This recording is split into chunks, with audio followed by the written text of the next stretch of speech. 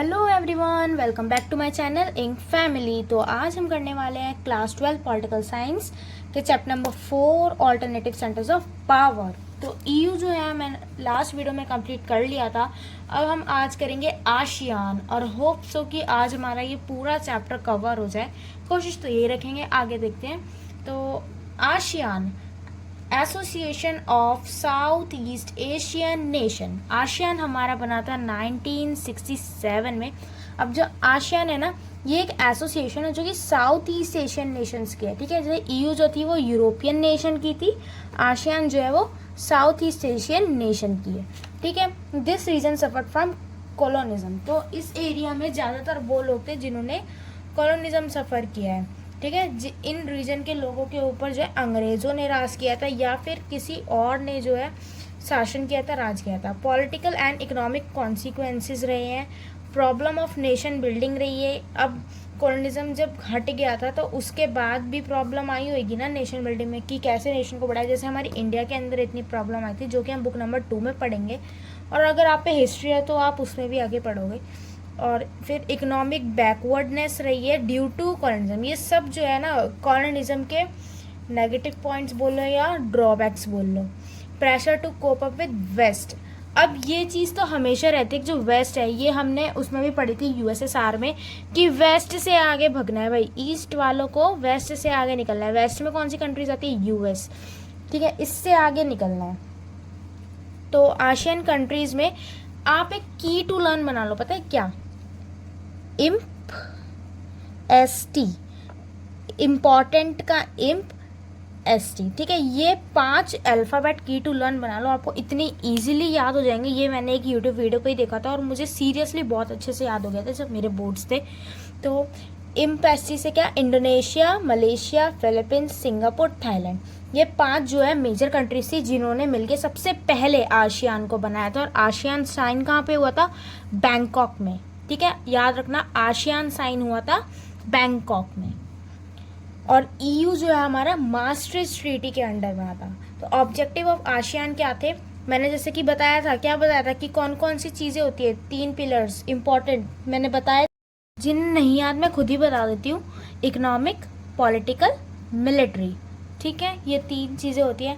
अब आशियान में क्या ऑब्जेक्टिव से? Accelerate economic growth, economic growth को क्या करना है? एक्सेलरेट, बढ़ाना है।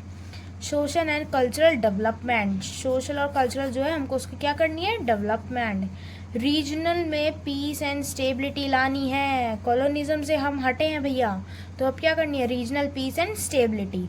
टोटल कितने मेंबर है आशियान में? 10, याद रखना। आशियान में कितने मेंबर है? 10। ईयू में कितने मेंबर थे? 27। ठीक है, आशियान और ईयू सेम है या नहीं है? तो नहीं, आशियान और ईयू बिल्कुल सेम नहीं है। ईयू एक सुपर नेशनल पावर है, उसके पास परमानेंट सीट भी है। आशियान पे कोई परमानेंट सीट नहीं है। Decision making and changing power है किसके पास? ईयू के अंदर। ठीक है, ईयू से आशियान इतना बेटर नहीं है, लेकिन आशियान जो है बहुत आगे जा रहा है। हो सकता है आने वाले टाइम में आशियान जो है नंबर 1 हो, maybe. ASEAN is for maintaining peace, ASEAN जो है Association of South East Asian Nation को पीस मेंटेन करने के लिए बनाया गया था। और ट्रेड अलायंस एक आशियान वे है। ठीक है, आशियान वे क्या है कि कॉपरेट करेंगे हम, जितनी भी आशियान कंट्रीज है एक दूसरे के साथ कॉपरेट करेंगे, इंट्रैक्शन रखेंगे, हम आपस में इंट्रैक्शन रहेंगे। नॉन कन्फ्रंटेशनिस्ट और रिस्पेक्ट, एक दूसरे में हम इंटरफेयर बिल्कुल नहीं करेंगे, ना किसी के ऊपर प्रेशर डालेंगे कि तुम ये करो, उनकी चॉइस है भैया, हम तो पर आपस में कॉपरेशन रखेंगे। रिस्पेक्ट फॉर नेशनल सोवर्निटी, हम सोवर्निटी की भी रिस्पेक्ट करेंगे। अब जो आशियान है ना, वो फास्टेस्ट ग्रोइंग इकोनॉमी बनती जा रही है वर्ल्ड के अंदर। आशियान के 3 पिलर्स है, आशियान के 3 पिलर्स है। दोबारा रिपीट कर रही हूँ, आशियान के 3 पिलर्स हैं, सिक्योरिटी, इकोनॉमिक, सोशल, कल्चर। ठीक है, security, economic, social, culture. Security community क्या है कि territorial dispute should not accelerate into arm confrontation. अब आशियान एक कंट्री तो है नहीं, काफ़ी सारी साउथ ईस्ट एशियन नेशन को मिलाकर आशियान बनाई, एक मुट्ठी है। ठीक है, तो बाउंड्रीज पे अगर कोई भी डिस्प्यूट हो रहा है कि हमको नहीं पसंद आ रही उनकी चीज़, तो वो ना डिस्प्यूट कुछ भी करके आर्म्ड कन्फ्रंटेशन में नहीं बदलेगा, वॉर नहीं होगी, नहीं मतलब नहीं, ठीक है। और सेवरल एग्रीमेंट्स जो है वो एक दूसरे को अपहोल्ड करके रखते हैं, मतलब बांध के रखते हैं, ठीक है।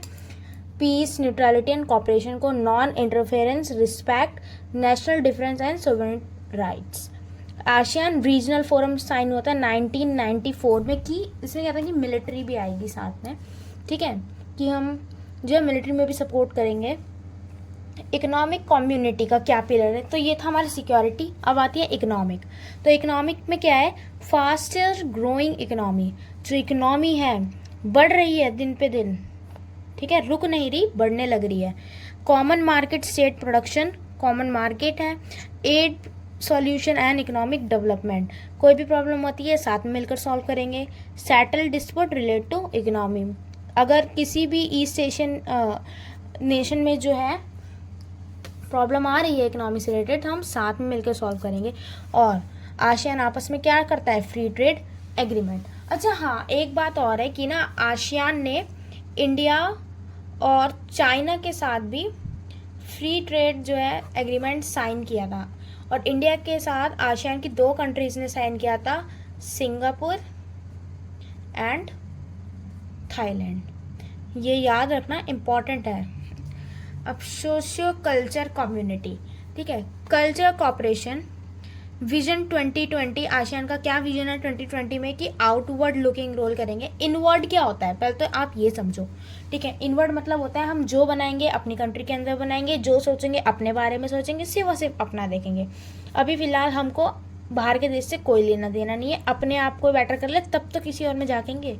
अब आउटवर्ड में क्या हो गया, अब हम बेटर हो चुके हैं, अब हम अपने आप को बाहर भी एक्सप्रेस करेंगे ताकि और भी नेशन हमारे बारे में जाने और हमको और इन्वेस्टमेंट मिले, ठीक है।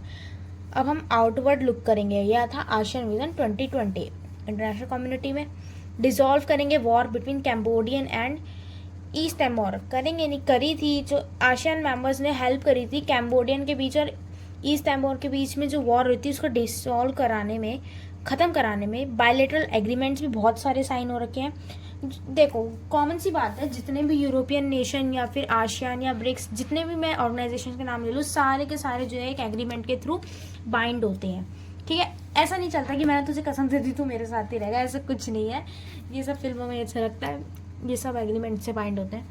अब इंडिया और आसियान, तो जो आसियान और इंडिया, इनमें क्या सीन है, तो दोनों में ट्रेड है। जैसे कि मैंने बताया कि जो आसियान के 2 उनके साथ हम फ्री ट्रेड करते हैं, और ये वही 2 कंट्रीज़ हैं जिन्होंने 5 जो कि मेजर कंट्रीज़ थी ना, जो मैंने इम्पेस्टी करके बताई थी, याद करो, तो वही 2 कंट्रीज़ के साथ हमारा फ्री ट्रेड, और बाकी कंट्रीज़ के साथ भी है, ठीक है। और कोल्ड वॉर के बाद हमारा साइन हुआ था trade agreement Malaysia Singapore FTA, free trade agreement 2010 में साइन हुआ था। पॉलिटिकल फोरम में भी काफ़ी अच्छा है हमारा इनके साथ, ठीक है। The rise of Chinese economy, ASEAN पढ़ लिया, अब हमारा यहाँ से स्टार्ट होता है चाइना की इकोनॉमी कैसे राइज हुई। तो चाइना में 1949 में जो है सोशलिस्ट रेवोल्यूशन हुआ था बाय माओ, ठीक है। तो चाइना स्टार्टिंग से ही सोवियत सिस्टम फॉलो कर रहा है, सोशलिस्ट कंट्री है, ठीक है। जब उस टाइम पे जब ये रेवोल्यूशन होता उस टाइम पे जो है बैकवर्ड इकोनॉमी थी इनकी, कम्यून सिस्टम था, इंडस्ट्रीज भी कम्यून थी, मतलब सब कुछ गवर्नमेंट के हाथ में था, ठीक है। सब इकट्ठा होकर करते थे, गवर्नमेंट ही करती थी। तो इससे क्या हुआ, शॉर्टेज आ गई फॉरेन एक्सचेंज की। तो आपको पता होगा अगर आपके पास इकोनॉमिक्स है तो कि GLF, या फिर आप आगे भी बढ़ेंगे, ग्रेट लीप फॉरवर्ड जो है चाइना ने अपनाई थी 1958 के अंदर, जिनमें क्या है इन्होंने बैकवर्ड इंडस्ट्री लगानी शुरू कर दी थी, ठीक है। उससे क्या हुआ, एक पिन से लेके एक कार तक चाइना खुद प्रोड्यूस कर रहा था, जैसे कि USSR या रशिया करता था, वैसे ही चाइना खुद प्रोड्यूस कर रहा था। अब इससे क्या हुआ, फॉरेन एक्सचेंज की कमी आ गई भैया, जब हम खुद ही सब कुछ कर रहे हैं, खुद ही बना रहे हैं, खुद ही बेच रहे हैं, तो हमारे पास बाहर के देश का क्या आ रहा है, कुछ नहीं आ रहा, तो शॉर्टेज हो गई। अब इकोनॉमिक रेट जो हमारा 5 से 6%, हमारा मतलब चाइना का 5 से 6% हो गया था, ठीक है। अब US के क्या रिलेशन है चाइना के साथ, तो चाइना के जो है relation day by day better होते जा रहे हैं। Low level technology, China there relation because low level technology है, एग्रीकल्चर वॉज नॉट सफिशिएंट, ऐसा पहले था। किस ये रीज़न है कि क्यों जो है चाइना ने यूएस के साथ अपने रिलेशन सुधारे, वरना चाइना किसी से खास रिलेशन नहीं रखता था। तो उन पर लो लेवल टेक्नोलॉजी होगी, एग्रीकल्चर सफिशिएंट नहीं रहा, इंटरनेशनल ट्रेड नहीं रहा, इकोनॉमिक ग्रोथ नीचे चली गई। ठीक है, इकोनॉमिक ग्रोथ जो है नीचे चली गई। तो फिर क्या हुआ, चाइना सोशलिस्ट कंट्री थी, तो चाइना ने कैपिटलिज्म को अडॉप्ट किया। तो अगर हमें आगे बढ़ना है तो कैपिटलिज्म को अडॉप्ट करना तो मस्ट है, ज़रूरी है। ठीक है, तो इसमें क्या हुआ, चाइना ने कोई शॉक थेरेपी नहीं करी जैसे रशिया ने करी थी। China reform lie step by step. ठीक है, स्टेप बाय स्टेप जो है चाइना रिफॉर्म लाई। चाइना ने पहले एग्रीकल्चर को करा प्राइवेट, फिर उसके बाद इंडस्ट्री को करा, फिर ऐसे धीरे धीरे ट्रेड लाई। एकदम से सब कुछ नहीं कर दिया जिससे वो बर्बाद हो जाए। 2 पेस में लाई, इनिशियल पेस और लेटर पेस। 1974 के अंदर जो है 4 मॉडर्नाइजेशन प्लान आया था, जो कि लाया था ज़ोउ इनलाई लाया था। ठीक है, फिर 1978 के अंदर ओपन डोर पॉलिसी चाइना ने अपनाई, जिसको प्राइवेटाइजेशन या फिर कैपिटलिज्म का दूसरा पेज भी बोला जाता है। ठीक है, और सेज लेकर आया स्पेशल इकोनॉमिक जोन। जो बैकवर्ड एरियाज थे ना, गवर्नमेंट उसमें कुछ फॉरेन इन्वेस्टर्स को अट्रैक्ट करने के लिए कुछ स्कीम निकालते हैं कि तुम इस एरिया में खोलो तो तुमको इतना % ऑफ मिलेगा, जीएसटी तुम्हारी टैक्स ज़्यादा नहीं लगेगा, या जो भी टैक्स लगता है वो कम लगेगा। ठीक है, ड्यूअल प्राइसिंग अपनाई थी कि जैसे एमएसपी होती है, जैसे हमारे किसानों को एमएसपी मिलती है कि तुम इतने प्राइस पे बेचो। तो सरकार ने क्या करा था कि इतने प्राइस पे बेचो, और अगर इससे ज़्यादा पे बिक रहा है तो इससे ज़्यादा पे भी बेच दो, नहीं बिक रहा तो हम खरीद लेंगे। अब तुम मार्केट का भी अपना लो और तुम गवर्नमेंट वाला भी अपना लो, दोनों प्राइसिंग पॉलिसी चल रही थी। ठीक है, permanent member of UNSC, United nation security council में चाइना जो है परमानेंट मेंबर है। 3rd मेजर और सेंटर पावर बनता जा रहा है और इन्फ्लुएंस करता है रीजनल ग्रोथ को। ओपन डोर पॉलिसी ने 1978 में ट्रेड को अलाउ किया। ठीक है, और रही बात इजराइल की, तो पावरफुल नेशन है, साइंस एंड टेक्नोलॉजी में आगे भी, इंटेलिजेंस आर्टिफिशियल इंटेलिजेंस में भी काफ़ी अच्छा है। इंडिया के पास जो है यंग पॉपुलेशन है और वर्ल्ड लार्जेस्ट डेमोक्रेसी है इंडिया की। ये हमारा पॉजिटिव पॉइंट है कि India is the only country जिसके पास वर्ल्ड लार्जेस्ट डेमोक्रेसी है। ठीक है, और जापान में जो है मेंबर ऑफ OECD, 1964 में बना। फेस किया है nuclear attack. Japan is the only nation जिसने न्यूक्लियर अटैक फेस किया, वो भी 2 बार, एक बार नागासाकी में, एक बार हिरोशिमा में। उसके बावजूद जापान बहुत अच्छा आगे बढ़ रहा है और काफ़ी आगे, बहुत देशों को उसने पीछे छोड़ दिया है। G7 का मेंबर है जापान। ठीक है, और 3rd लार्जेस्ट इकोनॉमी 2017 में जापान बन गया। साउथ कोरिया जो है 2 पार्ट में डिवाइड है, एक नॉर्थ कोरिया और एक साउथ कोरिया। ठीक है, तो साउथ कोरिया वो रिपब्लिक फॉलो करता है, जो नॉर्थ कोरिया वो डेमोक्रेसी फॉलो करता है। ये वाली रिपब्लिकन है, ये वाली जो ऊपर की साइड है वो डेमोक्रेसी है।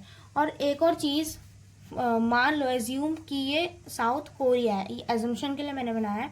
ये नॉर्थ वाला पार्ट है, ये साउथ वाला पार्ट है। जो साउथ कोरिया है वो 38 डिग्री पैरेलल लाइन से डिवाइड हो रखा है।